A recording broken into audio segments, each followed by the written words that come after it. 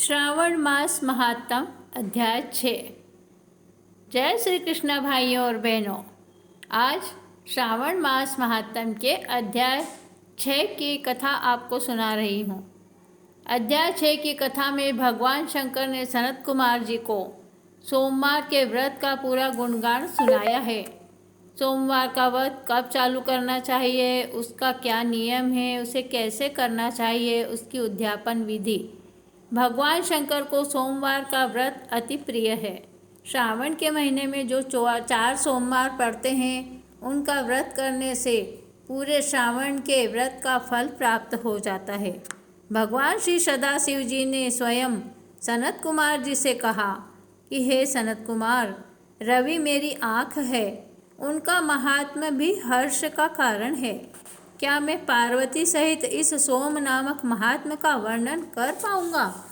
जो कुछ मैं इस सोम महात्म्य के संबंध में आपसे कह सकूंगा कहूँगा। सोम नाम चंद्रमा का है। सोम ब्राह्मणों के राजा हैं। यज्ञ साधन सोम लता का नाम है। अब तुम ध्यान देकर इन नामों के कारण को सुनो। यह सोमवार मेरा स्वरूप है, इसीलिए इसको सोम नाम से पुकारा जाता है। यह संपूर्ण राज्य को प्रदान करने वाला होने के कारण उत्तम है। व्रत करने वाले को उत्तम फल प्रदान करने के कारण ही श्रेष्ठ कहा जाता है।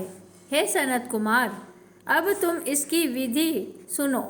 मैं विस्तार पूर्वक तुम्हारे सन्मुख इसके व्रत की विधि सुना रहा हूँ।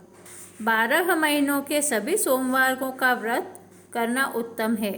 यदि कोई 12 महीनों के व्रत नहीं कर सके तो श्रावण मास के 4 या 5 सोमवार व्रतों को करे।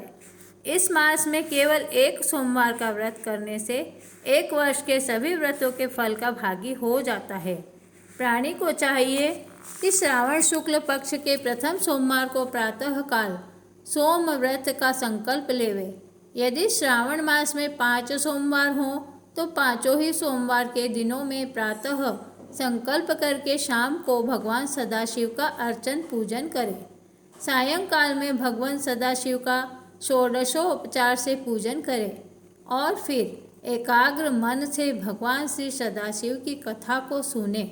मैं इस सोमवार व्रत की विधि को तुमसे कहता हूँ, ध्यान पूर्वक सुनो।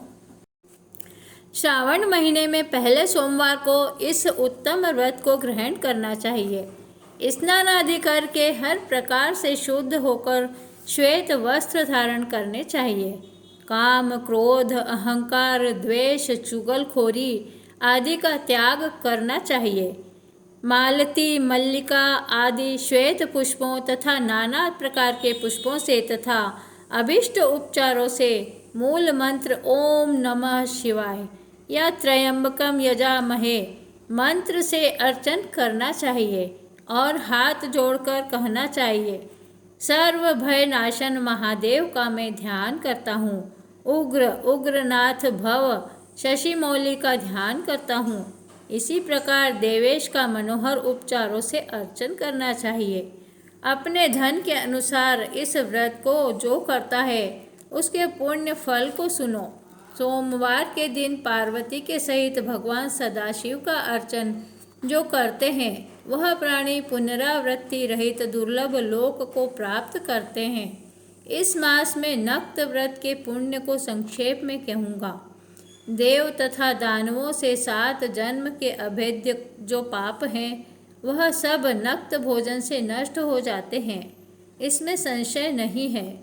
इस उत्तम व्रत को उपवास द्वारा करना चाहिए, जिसके करने से पुत्र की इच्छा वाले को पुत्र की प्राप्ति हो जाती है तथा धन की इच्छा रखने वाले को धन की प्राप्ति हो जाती है और वह इस लोक में सभी भोगों को भोग कर अंत में उत्तम विमान द्वारा रुद्र लोक को जाता है और वहां जाकर पूजनीय हो जाता है।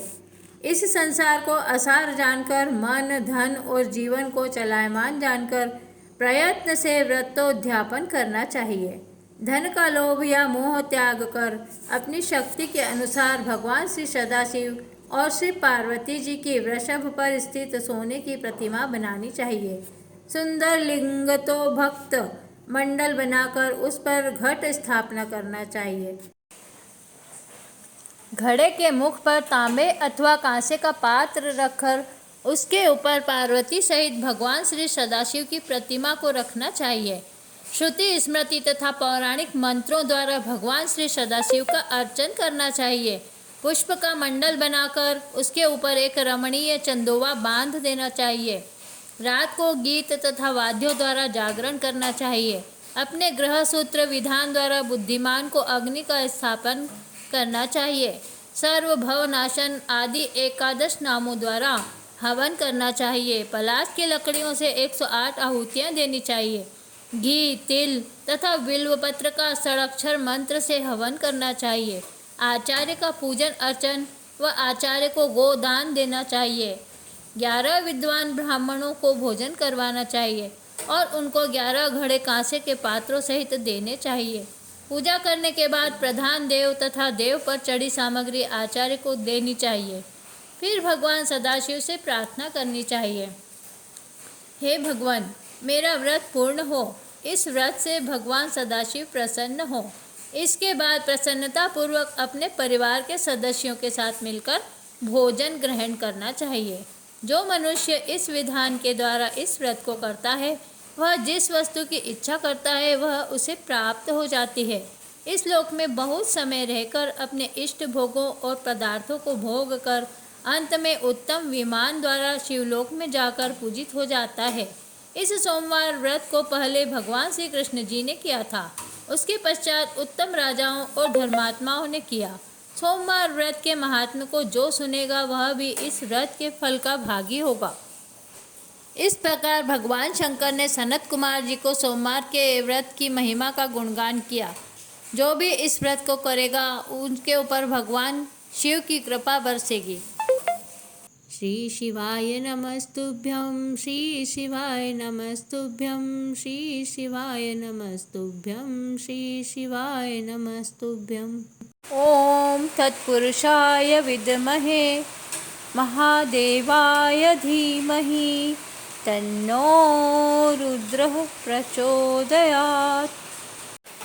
अगर आपने हमारी चैनल को अभी तक सब्सक्राइब नहीं किया है तो जल्दी से सब्सक्राइब कीजिए और सुनते रहिए सभी त्योहारों, व्रतों की कथा कहानियाँ और श्रावण मास महात्म्य की कथाएँ।